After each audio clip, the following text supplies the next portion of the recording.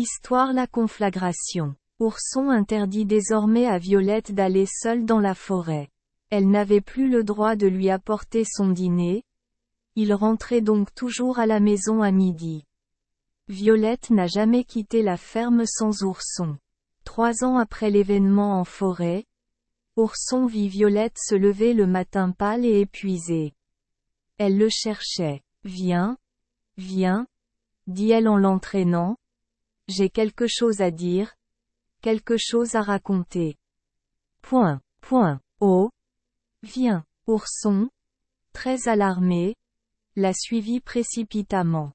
Qu'y a-t-il, chère Violette? Pour l'amour du ciel, parlez-moi. Que puis-je pour vous? Rien, rien. Cher Ourson, tu ne peux rien faire. Écoute-moi seulement. Tu te souviens du rêve que j'ai fait dans mon enfance?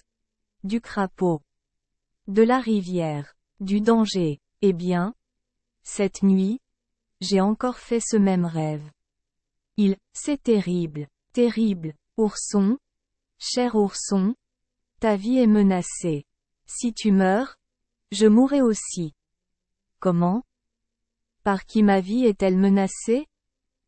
Écoutez. Je dormais et un crapaud, toujours un crapaud, toujours un crapaud, est venu vers moi et m'a dit: le moment approche où votre cher Ourson va reprendre sa peau naturelle. Il doit vous être redevable de ce changement. Je le déteste. Je te déteste. Vous ne vous rendrez pas heureux. Ourson périra et vous ne pourrez pas accomplir le sacrifice que vous méditez dans votre folie. Dans quelques jours, oui, peut-être dans quelques heures, je me vengerai de vous deux. Au revoir, entendez-vous, jusqu'à ce que nous nous revoyions. Je me suis réveillé, j'ai réprimé un cri qui allait sortir de mes lèvres et j'ai vu, comme je l'ai vu le jour où tu m'as sauvé de l'eau, le hideux crapaud rampant sur le volet et me regardant d'un air menaçant. Moi plus mort que vif. Je me suis levé habillé et suis venu te trouver mon frère, mon ami, pour te mettre en garde contre la vengeance de la fée furieuse et te supplier de demander l'aide de la bonne fée Drôlette. Ourson écoutait avec une grande inquiétude. Il n'était pas effrayé par le sort qui le menaçait.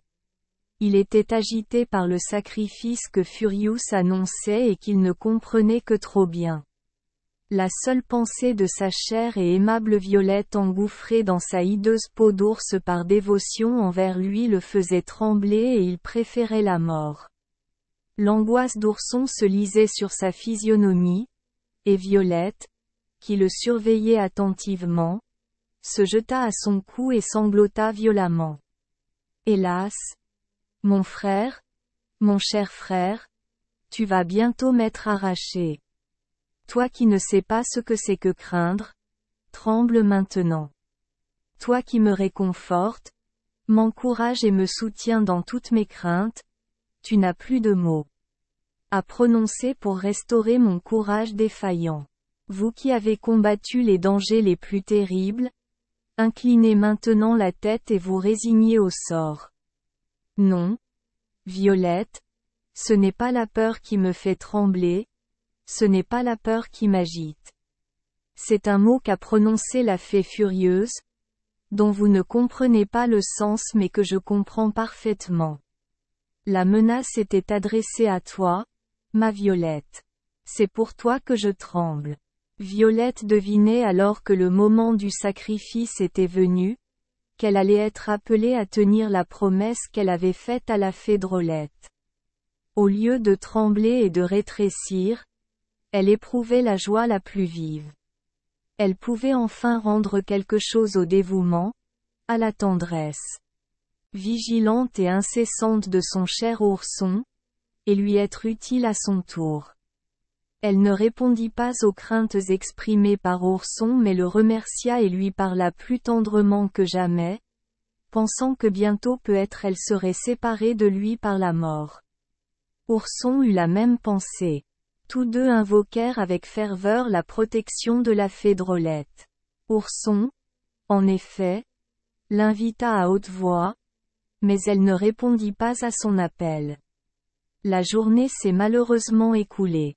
Ni Ourson ni Violette ne parlèrent à Agnella de leur inquiétude, de peur d'aggraver sa mélancolie, qui ne cessait de croître à mesure qu'Ourson devenait adulte. Déjà 20 ans, pensa-t-elle. S'il persiste à vivre dans cette solitude et à ne voir personne et à refuser de changer avec Violette, qui ne demande pas mieux, j'en suis sûre, j'en suis convaincue, il portera cette peau d'ours jusqu'à sa mort. Agnella pleurait souvent, mais ses larmes ne lui apportèrent aucun remède. Le jour où Violette a fait son rêve affreux, Agnella a fait aussi un rêve. La fée Drôlette lui était apparue. Courage, reine, lui dit-elle. Dans quelques jours Ourson perdra sa peau d'ours et vous pourrez lui donner son vrai nom de prince merveilleux. Agnella s'était réveillée pleine d'espoir et de bonheur. Elle redoubla de tendresse pour Violette, croyant que c'était à elle qu'elle devait le bonheur de son fils. Chacun se retirait le soir avec des sentiments différents. Violette et Ourson, pleins d'inquiétude pour l'avenir qui paraissait si menaçant, le cœur d'Agnella bondissant de joie devant ce même avenir qui paraissait si proche et si plein de bonheur. Passerose, étonnée de la mélancolie de l'une et de la joie de l'autre et ignorant la cause des deux. Pourtant, tous dormaient. Violette après avoir pleuré abondamment. Ourson après avoir invoqué la fée Drôlette. Agnella après avoir souri en pensant à Ourson beau et séduisant et Passerose après s'être dit 100 fois. Mais qu'ont-ils tous aujourd'hui? À peine 1 heure après que tout le monde dormait à la ferme, Violette fut réveillée par une odeur de feu et de fumée. Agnella se réveilla au même moment. Mère, dit Violette, tu ne sens pas quelque chose? La maison est en feu, a déclaré Agnella. Regardez quelle lumière il y a autour de nous. Ils sautèrent de leur lit et coururent au salon. Les flammes en avaient déjà pris possession ainsi que des chambres voisines. Ourson. Passerose. S'écria Agnella. Ourson. Ourson. S'écria Violette. Passerose sauta à moitié habillée dans le salon. Nous sommes perdus? Madame. Les flammes envahissent toute la maison. Les portes et les fenêtres sont bien fermées. Il est impossible de les ouvrir. Mon fils, s'écria Agnella. Mon frère, s'écria Violette. Ils coururent vers les portes. Tous leurs efforts pour les ouvrir ou ouvrir les fenêtres furent vains. Oh! Mon terrible rêve! Murmura Violette. Cher Ourson? Adieu pour toujours. Ourson avait également été réveillé par les flammes et la fumée. Il dormait hors de la ferme et près de l'écurie. Son premier mouvement fut de courir devant la maison mais, malgré sa force extraordinaire, il ne parvint pas à l'ouvrir. On aurait pu croire que la porte allait se briser sous ses efforts. Il était évidemment tenu par la fée furieuse. Ourson sauta sur une échelle et traversa les flammes dans un grenier par une fenêtre ouverte, puis descendit dans la chambre où s'embrassaient sa mère et Violette, attendant une mort instantanée. Avant qu'ils eussent eu le temps de le reconnaître, il les saisit dans ses bras et cria à Passerose de le suivre. Il courut le long du grenier et descendit l'échelle avec sa mère dans un bras et Violette dans l'autre et suivi de Passerose. Au moment où ils atteignirent le sol en toute sécurité, l'échelle et le grenier devinrent la proie des flammes. Ourson conduisit Agnella et Violette à quelque distance du feu. Passerose était calme. Elle avait un assez gros paquet de vêtements qu'elle avait récupérés au début de l'incendie. Agnella et Violette s'étaient enfuies pieds nus et en robe de nuit, et les vêtements apportés par Passerose étaient donc bien nécessaires pour les protéger du froid. Après avoir remercié Ourson de leur avoir sauvé la vie au péril de la sienne, ils complimentèrent Passerose pour sa prévoyance. Voyez, dit Passerose, L'avantage de ne pas perdre la raison. Pendant que vous ne pensiez qu'à votre ourson, j'ai composé ce paquet de choses nécessaires. C'est vrai, ma bonne Passerose. Mais à quoi eût servi votre colis, si ma mère et Violette avaient péri dans les flammes? Oh! Je savais bien que vous ne laisseriez pas qu'on les brûle vifs. Y a-t-il jamais quelqu'un en danger quand vous êtes là? N'est-ce pas la 3e fois que vous sauvez la vie de Violette? Violette serra tendrement les mains d'Ourson et les porta à ses lèvres. Agnella l'embrassa et lui dit: Chère Violette, Ourson est heureux de ta tendresse qui le récompense pleinement de tout ce qu'il a fait pour toi. Je suis assurée que de ton côté tu serais heureuse de te sacrifier pour lui si l'occasion s'en présentait, que tu l'aiderais trop volontiers. Avant que Violette ait pu parler, Ourson dit avec animation: Mère, ne dites rien à Violette de se sacrifier pour moi. Vous savez que cette seule pensée me rend misérable. Au lieu de répondre à Ourson, Agnella posa la main sur son front et s'écria anxieusement: Le cercueil? Passerose. Le cercueil. As-tu sauvé le cercueil? Je l'ai oublié. Madame, dit Passerose. La physionomie d'Agnella exprimait un tel regret et une telle inquiétude, qu'Ourson l'interrogea sur ce précieux écrin qui semblait la troubler tant. Le coffret était un cadeau de la fée Drôlette. Elle m'a dit que le bonheur de Violette y était contenu. Il était dans l'armoire, au pied de mon lit. Hélas! Par quelle fatalité l'ai-je oublié? À peine avait-elle prononcé ces mots que le brave ourson s'élança vers la maison en feu et, malgré les larmes et les supplications d'Agnella, Violette et Passerose, disparut dans les flammes en s'écriant: Tu auras le cercueil, maman, ou je périrai avec. Un horrible silence suivit cet acte d'ourson. Violette tomba à genoux, les bras tendus vers la maison en feu. Agnella, les mains jointes, regardait avec des yeux tendus l'ouverture par laquelle était entré Ourson tandis que Passerose était immobile, se cachant le visage avec ses mains. Quelques instants passèrent ainsi et ils parurent des siècles aux 3 femmes qui attendaient une condamnation à vie ou à mort. Ourson ne reparut pas. Le crépitement du bois brûlant, l'éclat des flammes augmentait en violence. Soudain, un bruit effroyable fit pousser un cri de désespoir à Violette et Agnella.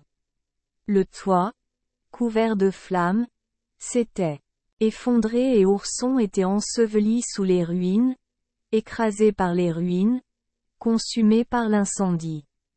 Le silence de la mort succéda à cette effroyable catastrophe. Les flammes diminuèrent, puis s'éteignirent. Aucun bruit n'interrompit plus le désespoir d'Agnella et de Violette. Violette était tombée dans les bras d'Agnella et elles sanglotèrent ainsi longtemps en silence. Passerose contemplait les ruines fumantes et pleurait. Le pauvre ourson y fut enterré victime de son courage et de son dévouement. Agnella et Violette pleuraient encore amèrement. Ils semblaient ne pas entendre ni comprendre ce qui se passait autour d'eux.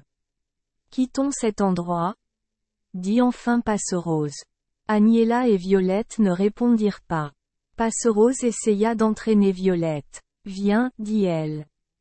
Viens, Violette. Cherchons un abri pour la nuit.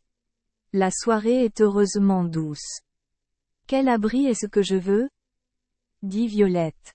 Qu'est-ce que pour moi le soir ou le matin? Il n'y a plus de beau jour pour moi. Le soleil ne brillera plus que pour éclairer mon désespoir. Mais si nous restons ici à pleurer, nous mourrons de faim, Violette, et malgré les plus amères douleurs, il faudra penser aux nécessités de la vie. Mieux vaut mourir de faim que de chagrin.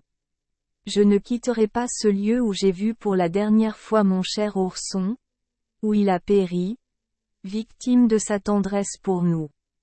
Passerose haussa les épaules. Elle se souvint que l'étable n'avait pas été incendiée. Alors elle y courut à toute vitesse, traita la vache, but une tasse de lait et essaya en vain de faire de même à Agnella et à Violette. Agnella se leva et dit à Violette d'un ton solennel: « Votre douleur est juste, ma fille.